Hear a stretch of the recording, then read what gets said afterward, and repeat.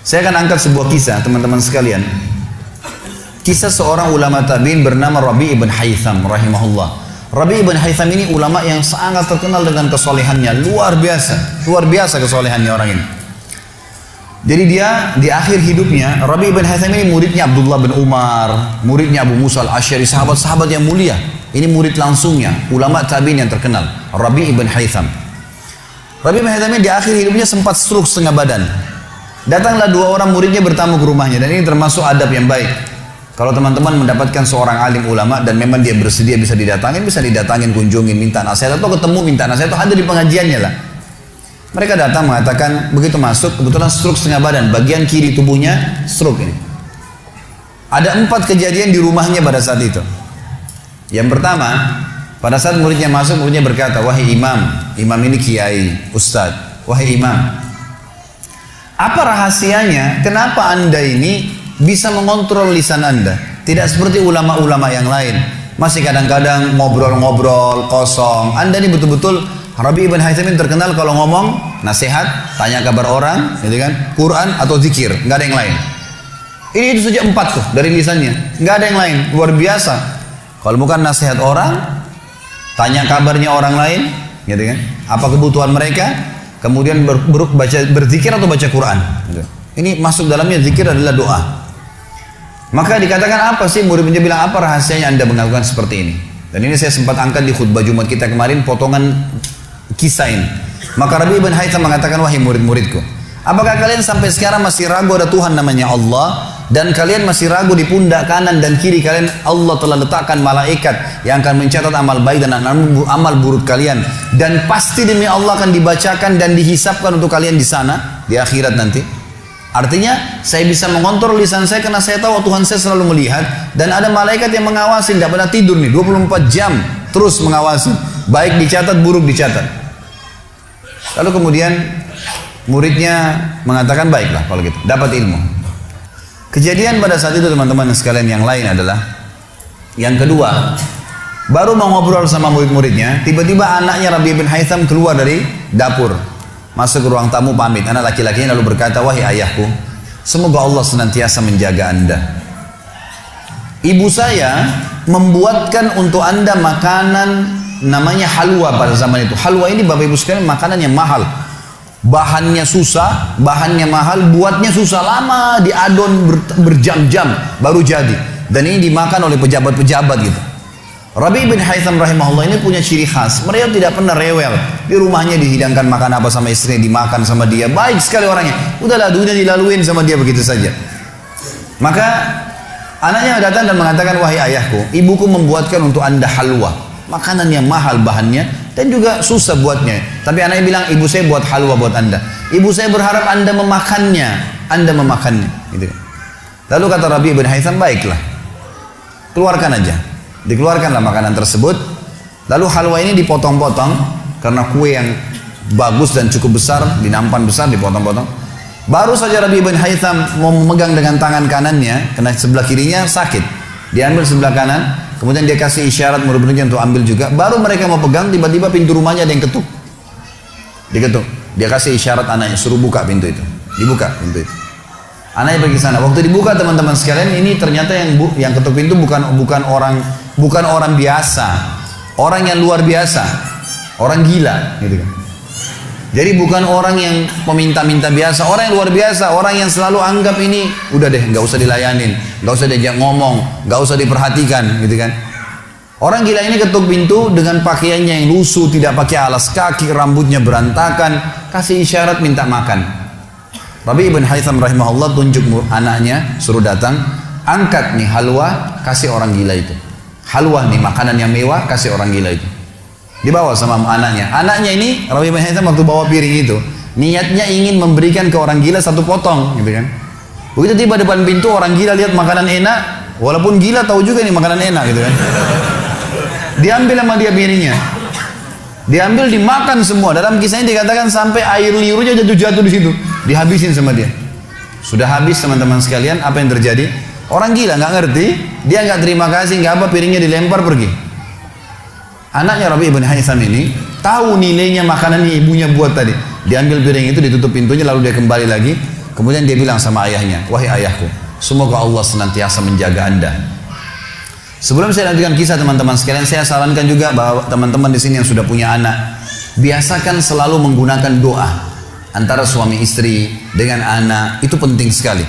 Karena kata Nabi SAW, jangan ucapkan kata-kata doa yang bisa berbau doa buruk buat kalian, diri kalian, keluarga kalian, dan harta kalian. Karena bisa saja malaikat lewat dan mengaminkannya. Kita harus selalu doa yang baik gitu kan. Jadi Rabi' bin Haytham membiasakan anaknya untuk dilatih berdoa yang baik. Jadi selalu kalau mau minta tolong, nak semoga Allah menjagamu, ambilkan ayah ini.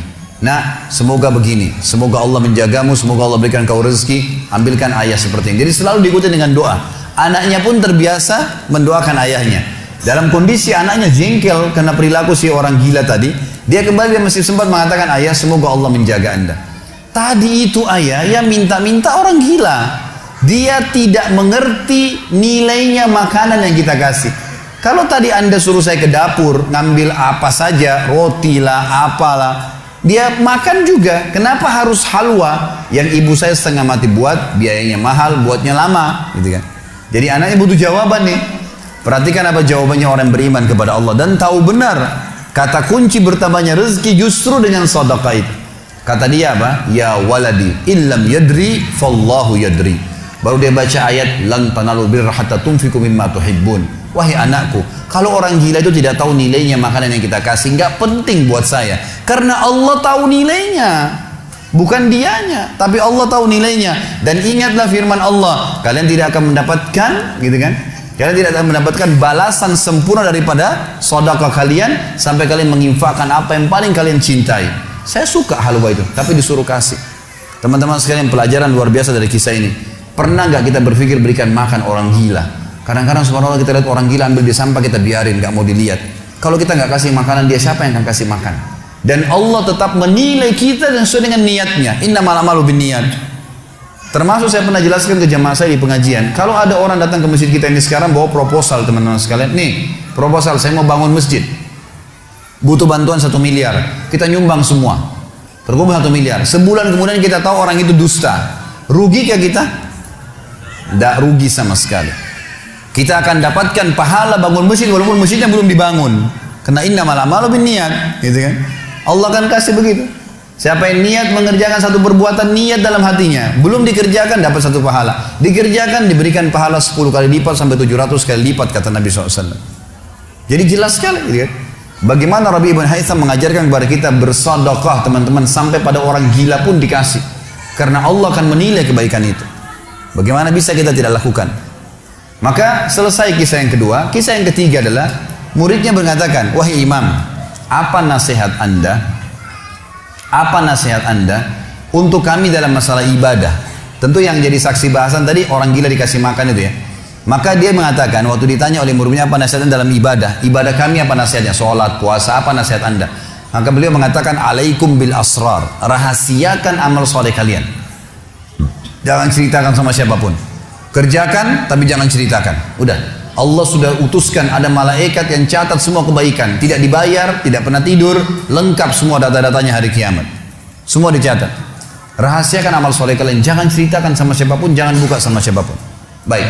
Lalu kejadian terakhir di rumahnya adalah teman-teman sekalian, waktu itu terdengar azan duhur, stroke setengah badan. Lalu Rabi' bin Haytham ini saya sekalian berikan motivasi kepada teman-teman yang masih malas sholat di masjid. Rumah Allah harus didatangi teman-teman sekalian, fadilahnya sangat besar. Kata Nabi SAW, setiap orang ke masjid, setiap langkahnya mengangkat derajatnya 1 langkah, yang 1 langkah mengampuni dosanya. Setiap ke masjid, dapat 1 istana di surga, dan pulang dari masjid 1 istana lagi. Hadis sahih semua menjelaskan masalah ini. Gitu kan? Belum fadilah sholat berjamaahnya, belum terbangun ukhuwah, belum dan seterusnya. Belum lagi hadis Nabi SAW, siapa yang tidak kehilangan takbiratul ihram pertama imam selama 40 hari, dia akan akan diselamatkan dari sifat kemunafikan. Banyak fadilahnya. Rabi' bin Haytham rahimahullah stroke setengah badan teman-teman sekalian. Lalu dia dengar azan duhur, dia kasih isyarat anaknya sudah tahu, suruh datang. Anaknya lalu menopang tubuhnya dia yang sebelah kanan, minta diantar ke masjid. Stroke setengah badan dan sudah sangat tua. Lalu muridnya bilang, saya lalu kemudian membantu menopang tubuhnya yang stroke, dan demi Allah untuk kami membawanya ke masjid, kakinya yang stroke terseret di tanah.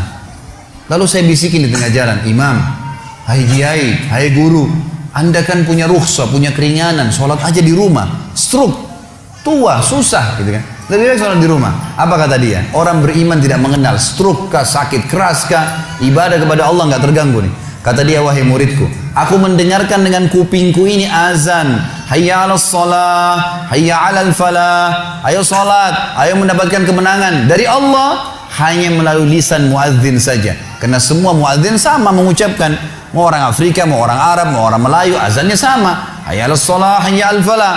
Allah memanggil saya mengatakan, ayo sholat, pencipta langit dan bumi, ayo mendapatkan kemenangan. Lalu saya sholat di rumah saya, demi Allah saya akan datangi masjid walaupun saya merangkak. Luar biasa nih, ya, keimanan membuat seseorang stroke pun bisa beribadah kepada Allah. Tapi dari kisah kita, ya, dari 4 kejadian di rumah Rabi' ibn Haitham adalah bagaimana dia bersedekah kepada orang fakir miskin tadi.